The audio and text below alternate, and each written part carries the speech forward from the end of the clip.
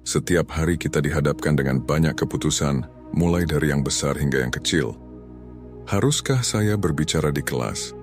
Haruskah saya langsung membalas pesan itu? Apa yang harus saya lakukan selanjutnya dalam hidup saya?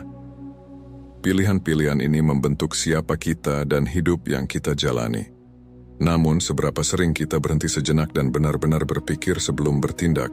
Hari ini, kita akan membahas bagaimana menguasai ruang antara apa yang terjadi pada kita dan bagaimana kita meresponsnya. Jika Anda pernah menyesali keputusan terburu-buru atau bertanya-tanya mengapa sesuatu tidak berjalan seperti yang diinginkan, video ini cocok untuk Anda. Kita tidak hanya membicarakan keputusan besar yang mengubah hidup. Ini juga tentang pilihan sehari-hari yang menentukan siapa kita.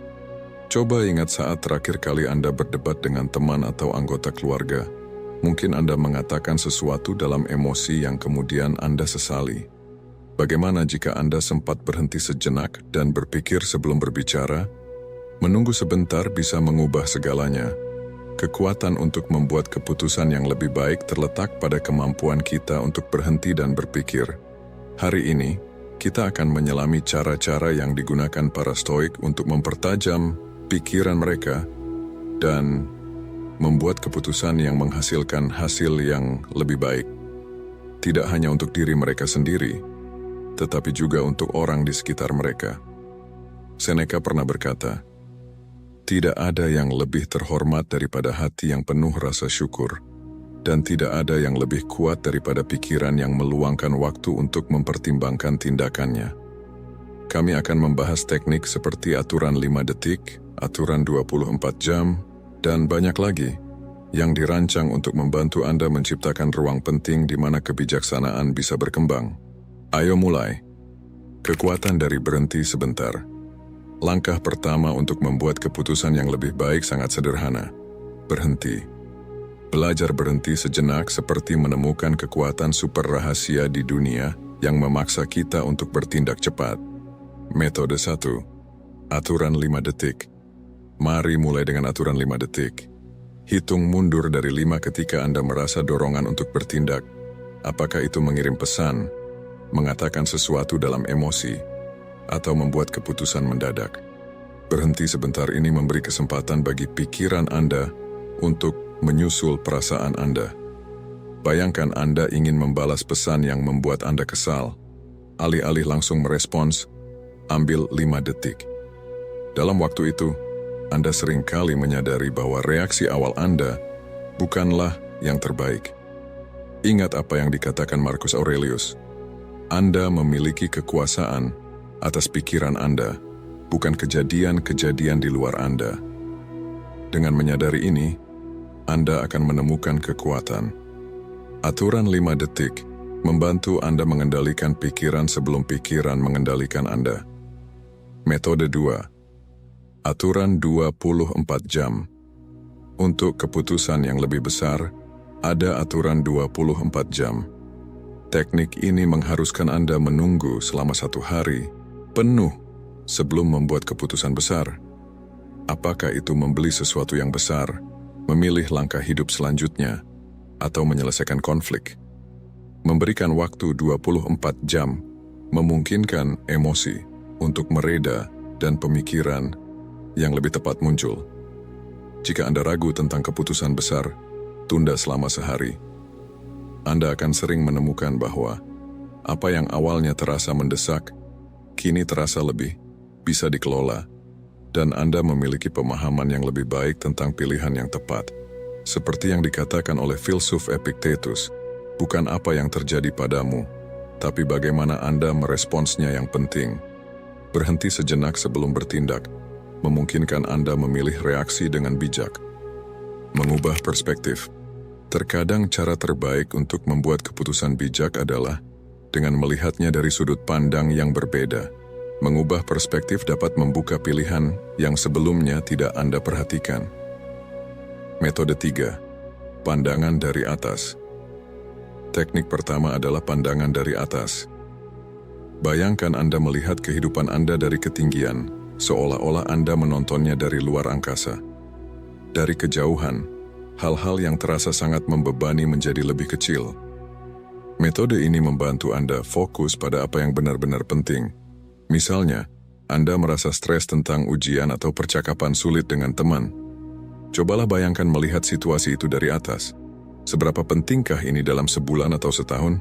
Apa yang tampak besar dari dekat seringkali hanya bagian kecil dari cerita besar Anda. Seneca mengingatkan kita bahwa waktu menyembuhkan apa yang tidak bisa dilakukan oleh alasan.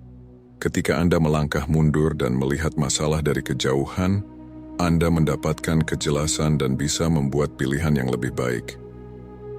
Metode 4. Tukar peran. Teknik lainnya adalah tukar peran. Intinya, ini adalah tentang melihat situasi dari sudut pandang orang lain. Tanyakan pada diri Anda, bagaimana teman, mentor, atau orang yang Anda hormati akan melihat masalah ini. Misalnya, jika Anda sedang berada di tengah dilema, coba pikirkan apa yang akan Anda nasihatkan kepada seseorang yang berada di posisi yang sama. Bagaimana seseorang yang Anda hormati akan menyikapi situasi tersebut? Perubahan perspektif ini bisa membantu Anda menemukan solusi yang sebelumnya tidak terpikirkan. Seperti yang dikatakan oleh filsuf Aristoteles, mengetahui diri sendiri adalah awal dari segala kebijaksanaan. Anda dapat lebih memahami pikiran dan pilihan Anda dengan melihatnya dari perspektif orang lain. Mengelola emosi. Emosi dapat mengaburkan penilaian kita dan menyebabkan keputusan yang kita sesali nanti. Mempelajari cara mengelola emosi adalah kunci untuk membuat pilihan yang lebih bijak. Metode 5. Menamai emosi. Teknik pertama adalah menamai emosi. Ketika Anda merasa marah, cemas, atau frustrasi, berhenti sejenak dan tanyakan pada diri Anda, apa yang saya rasakan saat ini? Menyebutkan emosi yang Anda rasakan mengurangi kekuatan emosi itu atas Anda. Pikirkan saat Anda marah setelah berdebat. Alih-alih, membiarkan amarah itu mendorong tindakan Anda. Berhenti dan katakan pada diri Anda, saya marah. Menyadarinya, membantu Anda mundur dan merespons dengan lebih tenang. Seperti yang dikatakan Epictetus, bukan apa yang terjadi padamu, tapi bagaimana Anda meresponsnya yang penting. Menamai emosi adalah langkah pertama untuk mengendalikan reaksi Anda. Metode 6. Jeda stoik. Teknik selanjutnya adalah jeda stoik. Sebelum merespons situasi apapun, ambil napas dalam-dalam. Jeda singkat ini memberi kesempatan bagi pikiran rasional Anda untuk menyusul perasaan, memberi Anda kejelasan untuk memilih respons dengan bijak. Setiap kali seseorang mengatakan sesuatu yang memicu Anda, ambil napas dalam-dalam sebelum merespons. Anda akan merasa bahwa dalam beberapa detik itu, Anda bisa menghindari, mengatakan, atau melakukan sesuatu yang mungkin Anda sesali. Ingat kata-kata Marcus Aurelius. Anda memiliki kekuasaan atas pikiran Anda, bukan kejadian-kejadian di luar Anda. Jeda stoik memberi Anda kekuatan untuk bertindak dengan alasan, bukan emosi. Menganalisis keputusan secara rasional. Untuk membuat keputusan yang bijak, Anda perlu menyeimbangkan emosi dengan analisis rasional. Di bagian ini, kita akan membahas teknik-teknik yang akan membantu Anda mengevaluasi pilihan dengan lebih jelas dan logis. Metode 7, daftar, pro, dan kontra. Mulailah dengan metode klasik, daftar, pro, dan kontra. Tuliskan keuntungan dan kerugian dari setiap pilihan yang Anda hadapi. Alat sederhana ini membantu Anda memvisualisasikan pilihan-pilihan Anda dan menimbang hasil yang mungkin terjadi. Saat Anda memutuskan apakah akan mengambil proyek baru atau membeli sesuatu yang besar, buatlah daftar pro dan kontra. Melihat semuanya secara tertulis, memudahkan Anda melihat pilihan mana yang benar-benar mendukung tujuan dan nilai-nilai Anda. Seperti yang dikatakan Aristoteles, semakin banyak yang Anda ketahui, semakin Anda sadar bahwa Anda tidak tahu apa-apa. Daftar pro dan kontra membantu menjembatani kesenjangan tersebut dengan memperjelas pengetahuan dan keraguan Anda. Metode 8. Skema terburuk yang bisa terjadi. Teknik lain yang bisa Anda gunakan adalah skema terburuk yang bisa terjadi. Pikirkan kemungkinan hasil terburuk dari keputusan yang Anda buat dan bagaimana cara Anda menghadapinya. Ini mengurangi rasa takut dan membantu Anda mempersiapkan tantangan yang mungkin terjadi sebelum membuat keputusan besar. Misalnya, jika Anda sedang mempertimbangkan untuk pindah ke kota baru atau melamar ke universitas baru, bayangkan skenario terburuk yang bisa terjadi. Bagaimana Anda akan menghadapinya? Dengan mempersiapkan kemungkinan terburuk, Anda akan merasa lebih tenang dan siap menghadapinya. Dan keputusan yang sebenarnya mungkin terasa lebih mudah diambil. Seneca mengatakan, halangan terbesar untuk hidup adalah harapan yang menggantungkan diri pada hari esok dan kehilangan hari ini. Dengan menghadapi skenario terburuk, Anda menghilangkan ketakutan akan hal yang tidak diketahui, sehingga Anda bisa bertindak dengan lebih percaya diri. Mengikuti nilai dan prinsip Anda. Keputusan yang bijaksana berakar pada nilai-nilai dan prinsip pribadi Anda. Di bagian ini, kita akan membahas cara memastikan pilihan Anda sejalan dengan apa yang benar-benar penting bagi Anda. Metode 9. Pemeriksaan integritas. Mulailah dengan melakukan pemeriksaan integritas. Tanyakan pada diri Anda, apakah keputusan ini sesuai dengan nilai-nilai dan prinsip pribadi Anda? Jika keputusan tersebut bertentangan dengan keyakinan inti Anda, mungkin itu bukan pilihan yang tepat. Jika Anda mempertimbangkan untuk bergabung dengan kelompok atau melakukan aktivitas yang tidak sejalan dengan nilai Anda, tanyakan pada diri Anda, apakah ini mencerminkan siapa saya dan apa yang saya perjuangkan? Memastikan bahwa keputusan Anda sesuai dengan nilai-nilai Anda akan mencegah konflik batin dan penyesalan. Seperti yang dikatakan Mahatma Gandhi, cara terbaik untuk menemukan diri Anda adalah dengan melayani orang lain. Memastikan keputusan Anda sejalan dengan nilai-nilai pribadi, membantu Anda tetap setia pada diri sendiri. Metode 10. Uji, apakah saya akan menghargai diri saya? Metode lain yang berguna adalah uji, apakah saya akan menghargai diri saya? Sebelum membuat keputusan, pertimbangkan apakah Anda akan bangga dengan pilihan tersebut jika itu diketahui publik. Uji ini memastikan Anda bertindak dengan integritas dan rasa hormat terhadap diri sendiri. Misalnya, jika Anda dihadapkan pada pilihan yang menguntungkan Anda secara pribadi tetapi mungkin tidak etis, tanyakan pada diri Anda, apakah saya akan menghargai keputusan ini jika orang lain mengetahuinya? Perspektif ini membantu Anda memilih tindakan yang mencerminkan rasa hormat terhadap diri sendiri dan prinsip-prinsip Anda. Seperti yang dikatakan filsuf Konfusius, manusia yang unggul berbicara dengan rendah hati, tetapi tindakannya melampaui kata-katanya. Dengan membuat keputusan yang mencerminkan diri sejati Anda hidup sesuai dengan prinsip Anda dan memberi contoh bagi orang lain. Mencari nasihat dari orang lain. Terkadang kebijaksanaan datang dari orang lain. Mencari nasihat dari orang yang terpercaya bisa memberi perspektif baru dan membantu Anda membuat keputusan yang lebih baik. Metode 11. Nasihat mentor. Mulailah dengan nasihat mentor. Konsultasikan dengan seorang mentor atau orang yang Anda hormati. Mereka memiliki pengalaman dan wawasan yang dapat membimbing Anda melalui keputusan yang kompleks.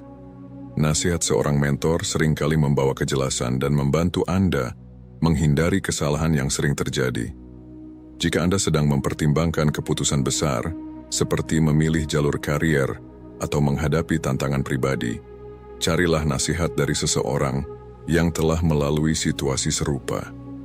Pengalaman mereka bisa memberi panduan berharga dan membantu Anda melihat pilihan dengan lebih jelas.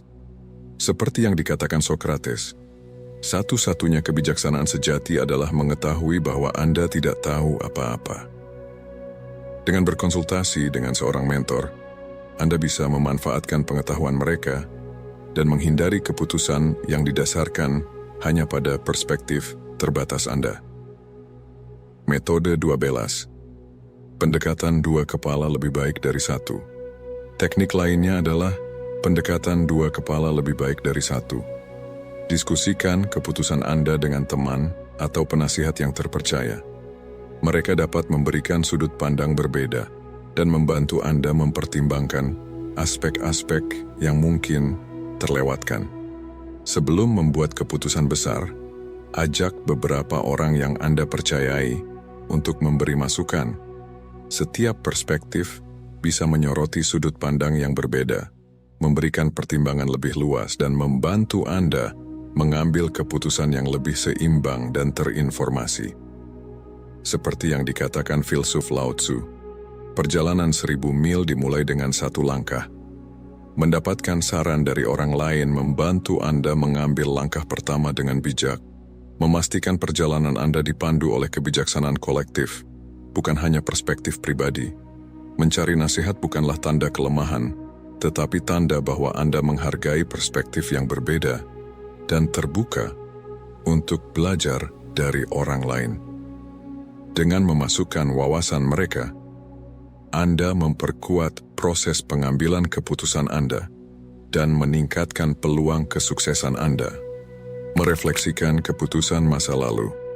Melihat kembali keputusan yang telah Anda buat dapat memberikan pelajaran berharga. Di bagian ini kita akan mengeksplorasi bagaimana merefleksikan pilihan-pilihan Anda di masa lalu dapat meningkatkan kemampuan pengambilan keputusan Anda di masa depan. Metode 13. Analisis pasca mortem. Mulailah dengan analisis pasca mortem. Setelah membuat keputusan, tinjau hasilnya dan proses yang Anda lalui. Tanyakan pada diri Anda, apa yang berjalan dengan baik, apa yang tidak, dan apa yang bisa dipelajari dari pengalaman tersebut. Pikirkan tentang keputusan baru-baru ini yang tidak berjalan seperti yang diharapkan, mungkin sebuah proyek yang gagal, atau rencana yang tidak berhasil.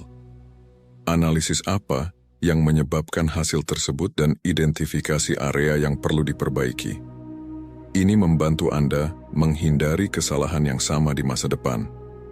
Seperti yang dikatakan John Dewey, kita tidak belajar dari pengalaman, kita belajar dari refleksi terhadap pengalaman. Merefleksikan keputusan masa lalu mengubah pengalaman menjadi kebijaksanaan, membimbing Anda untuk membuat pilihan yang lebih baik di masa depan. Metode 14. Refleksi diri di masa depan. Teknik lainnya adalah refleksi diri di masa depan. Bayangkan, Anda melihat kembali keputusan yang akan Anda buat 5 tahun dari sekarang. Pertimbangkan bagaimana perasaan Anda tentang pilihan itu dalam jangka panjang, dan apakah itu sejalan dengan tujuan hidup Anda. Sebelum membuat keputusan besar, pikirkan bagaimana Anda akan melihatnya dari perspektif diri Anda di masa depan. Apakah Anda akan merasa itu adalah pilihan yang bijak, ataukah Anda akan menyesalinya? Perspektif ini membantu Anda menyelaraskan keputusan dengan aspirasi jangka panjang Anda. Seperti yang bijak dikatakan oleh Lao Tzu, waktu terbaik untuk menanam pohon adalah 20 tahun yang lalu. Waktu terbaik kedua adalah sekarang. Refleksi diri di masa depan membantu Anda menanam benih untuk masa depan yang lebih baik, memastikan bahwa Anda bertindak bijak hari ini. Bagi Anda yang telah mengikuti hingga saat ini, silahkan komentar filosofi hidup stoik, agar saya tahu Anda telah menonton video ini hingga akhir, dan saya juga akan meninggalkan beberapa konten yang mungkin Anda sukai. Sampai jumpa.